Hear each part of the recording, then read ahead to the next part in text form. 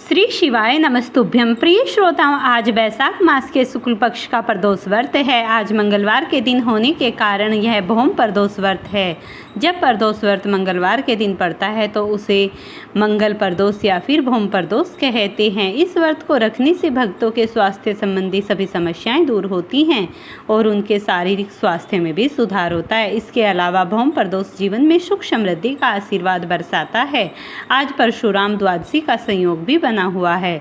तो इस वीडियो में आप सुनेंगे भौम प्रदोष व्रत की संपूर्ण कथा। ऐसी मान्यता है कि जो भी श्रद्धा और सच्चे मन से आज की इस कथा को सुन लेता है उस पर श्री भगवान शिव और माता पार्वती जी की करुणा अवश्य बरसती है। संभव है कि आज ही भोलेनाथ आपकी बाधाएं भी हर ले और माता पार्वती आपके घर में सुख और सौभाग्य में वृद्धि और वास कर ले। इसीलिए समय निकालकर इस कथा को अवश्य सुनिएगा।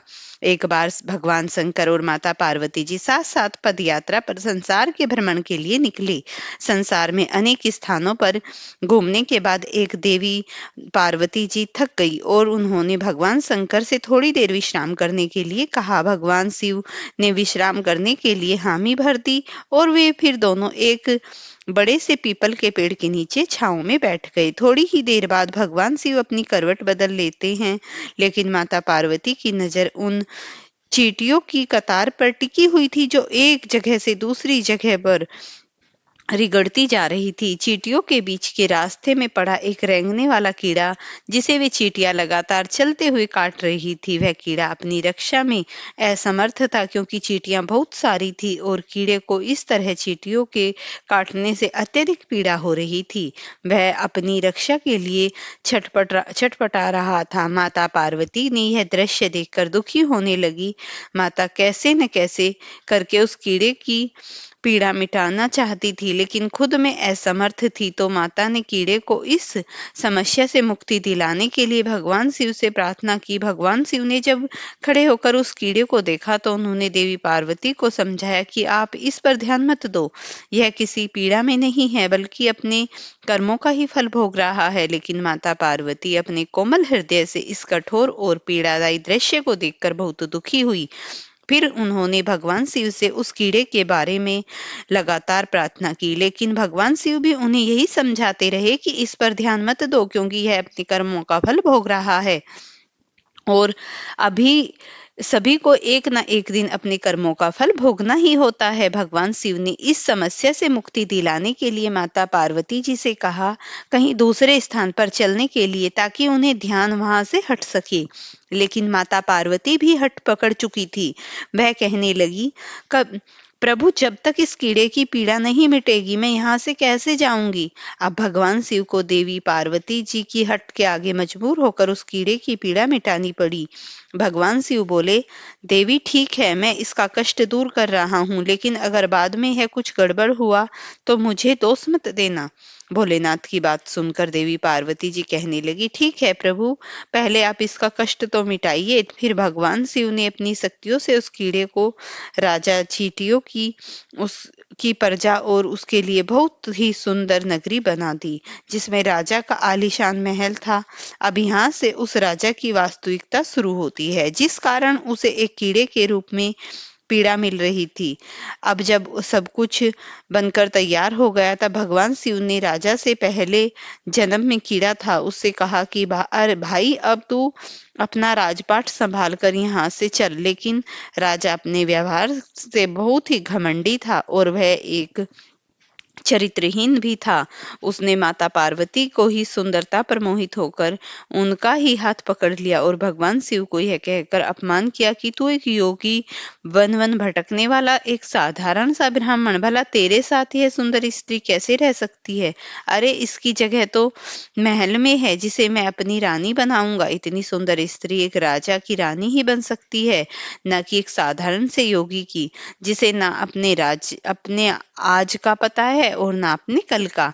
अब मेरी बात सुन और यहाँ से चुपचाप चला जा, यह तो मेरी रानी बनेगी। तब भगवान शिव ने उस राजा को, जो अपने पूर्व जन्म में एक कीड़ा था, समझाने की बहुत कोशिश की।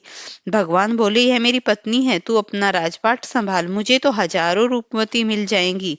भगवान शिव ने उसे समझाने का बहुत प्रयास किया, लेकिन वह राजा था कि अपनी ही जिद पर अड़ा रहा। तब भगवान शिव कहने लगे, ठीक है राजा, तुम इसे अपनी रानी बना लो, मैं चलता हूँ।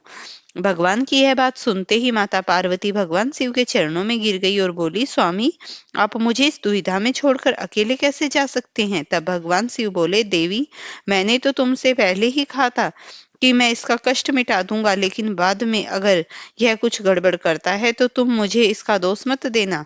माता पार्वती जी बोली, हे नाथ, मुझे क्षमा कीजिए, मैं कर्म सिद्धांत को नहीं पहचान सकी, लेकिन अब मैं समझ गई हूँ कि यह घमंडी और चरित्रहीन मानव अपने पिछले जन्म के कर्मों का ही फल भोग रहा था। इस क्रूर मानव ने अवश्य ही अपने जीवन में अत्यंत पाप किए होंगे, जिसका दंड इसे आज इस कीड़े के रूप में भुगतना पड़ रहा था। अब भगवान शिव प्रसन्न हुए कि चाहे देवी पार्वती ने हट करके ही इसका कष्ट मिटाना चाहा, परंतु अब वह कर्म सिद्धांत को तो समझ चुकी थी। फिर भगवान शिव ने अपनी शक्तियों से सारी परिस्थितियां पहले जैसी कर दी। राजा को वही पहले की तरह कीड़ा और प्रजा को पहले की तरह चींटियां बनकर उसके कर्म सिद्धांत को पहले हाल पर छोड़ दिया। अब माता पार्वती जी भी प्रसन्न होकर भगवान शिव के साथ अपने भ्रमण पर पुनः निकल पड़ी। इसी तरह प्राणियों को अपने अच्छे और बुरे कर्मों का फल भुगतना ही पड़ता है। आज नहीं तो कल, कल नहीं तो परसों, इस जन्म में नहीं तो अगले जन्म में भोगना ही होता है। कथा के अनुसार प्राचीन समय में 3 मित्र थे। तीनों ही आपस में घनिष्ठ थे। इन तीनों में एक राजा का, दूसरा ब्राह्मण का और तीसरा सेठ का पुत्र था। राजा और ब्राह्मण के पुत्र को तो विवाह हो चुका था, लेकिन सेठ के पुत्र का गोना भी नहीं हुआ था। एक दिन तीनों मित्र आपस में नारियों पर चर्चा करते हुए ब्राह्मण के पुत्र की प्रशंसा करते हुए कहा कि नारी के बिना तो घर भूतों का डेरा होता है। यह वचन सुनकर सेठ के पुत्र ने अपनी पत्नी को घर लाने का तुरंत निश्चय किया। अब सेठ का पुत्र अपने घर गया और अपने माता पिता को इस बारे में बताया। तब उसके माता पिता ने अपने बेटे को कहा कि बेटा, अभी शुक्र प्रदोष डूबा हुआ है, इन दिनों में बहु बेटियों को उनके घर से विदा कर लाना अशुभ होता है, इसीलिए शुक्रोदय होने से ही तुम अपनी पत्नी को विदा कर ले आना। सेठ का पुत्र अपनी चित पर अड़ा हुआ था। वह पत्नी को लाने ससुराल पहुंच गया। सास ससुर ने भी उसे बहुत मना किया, बहुत समझाने की कोशिश की, किंतु वह नहीं माना। अब वह विवश होकर उसे अपनी कन्या को विदा करना पड़ा। ससुराल से विदा होकर सेठ का पुत्र अपनी पत्नी के साथ नगर के बाहर निकला और बैलगाड़ी का पहिया टूट गया। एक बैल की टांग टूट गई, पत्नी को भी चोट आई। सेठ के पुत्र ने आगे चलने का प्रयास जारी रखा। कुछ दूर आगे बढ़े ही थे तो डाकुओं ने उन्हें घेर लिया और उनका सारा धन लूट लिया। अब किसी तरह सेठ पुत्र अपनी पत्नी के साथ जैसे तैसे रोता हुआ पहुंचा, तभी सांप ने उसे काट लिया। उसके पिता ने वैद्यों को बुलाया। तब उन्होंने कहा कि उनका पुत्र 3 दिन में प्राण त्याग देगा।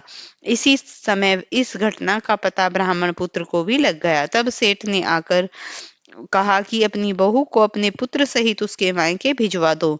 यह सारी बाधाएं इसी के कारण आई हैं। उसका पुत्र शुक्रास्त में पत्नी को विदा कर ले आया है। यदि वह ससुराल पहुंच जाएगा तो बच जाएगा। सेठ को ब्राह्मण पुत्र की बात समझ आ गई। उसने अपने पुत्र और पुत्रवधू को वापस लौटा दिया। वहां पहुंचते ही सेठ पुत्र की हालत ठीक होनी शुरू हो गई और फिर उसे शेष जीवन अपनी पत्नी के साथ सुखपूर्वक बिताया। इसीलिए पति की लंबी उम्र, दाम्पत्य जीवन सुखी बनाने के लिए, सभी मनोकामनाओं को पूर्ण करने के लिए सुख प्रदोष व्रत की कथा पढ़नी और सुननी चाहिए। प्रिय श्रोताओं, अब आपको सुनाते हैं नवग्रह की कथा। ज्योतिष शास्त्रों में नवग्रह को बहुत ही महत्वपूर्ण माना जाता है, क्योंकि इन्हीं ग्रहों की चाल के कारण सभी राशियों के जीवन पर सकारात्मक या नकारात्मक प्रभाव पड़ता है।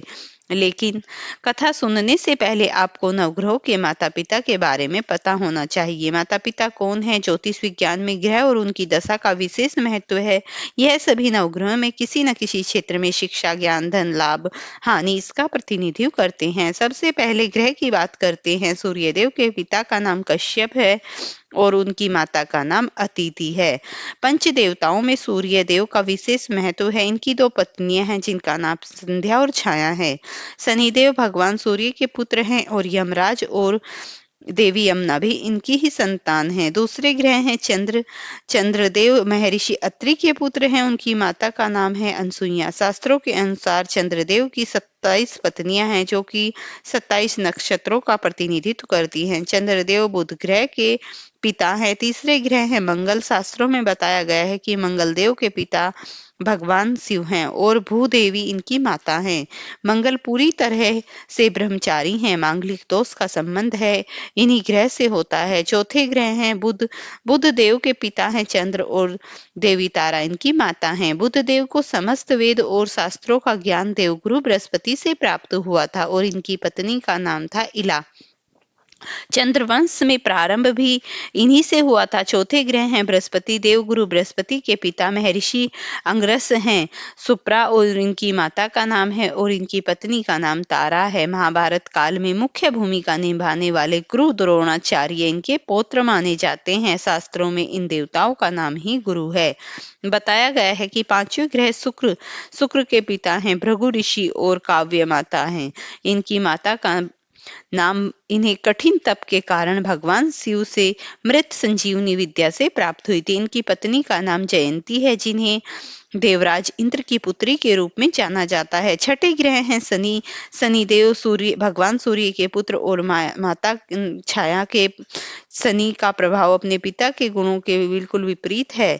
शनि देव कर्मों के अनुसार फल प्रदान करते हैं और इनकी पत्नी का नाम है धामिनी। सातवें ग्रह हैं आठवें ग्रह हैं रूप के राहु और केतु को जाना जाता है जो कि समुद्र मंथन के समय अमृतपान करने के पहले ही स्वरभानु था जिनके पिता का नाम विप्रचित है और माता का नाम सहींका है। राहु की दो पत्नियां हैं जिनका नाम नागवल्ली और नागकर्णी है। इनका वाहन काले अश्व वाला रथ है। वहीं स्वरभानु दैत्य के धड़ से केतु उत्पन्न हुए थे जिनका वाहन चील है।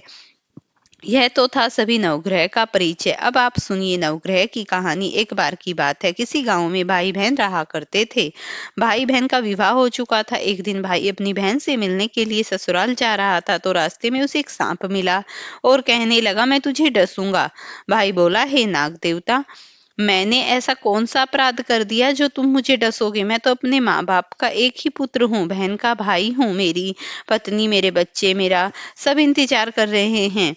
अब आप मुझे डसना चाहते हो। तब सांप बोला मैं तुम्हें नवग्रह की दशा लगी है इसीलिए मैं तुम्हें डसूंगा। जब सांप किसी की भी तरह राजी नहीं हुआ तो वह बोला ठीक है अपनी बहन के घर जाकर मिल आता हूँ। जब मैं वापस आऊंगा तो मुझे डस लेना। सांप बोला क्या पता तुम वापस आते रास्ते में आओ या ना आओ तो मैं तुम्हें अभी डस लूंगा। वह लड़का बोला ठीक है तुम ऐसा ही करो। वह इस थैले में बैठ जाओ मैं अपनी बहन के यहाँ मिलकर वापस आऊंगा तो तुम मुझे डस लेना। उसकी बात मान ली और थैले में लड़के के ऊपर से बेलपत्र से ढक दिया ताकि वह किसी को दिखाई ना दे।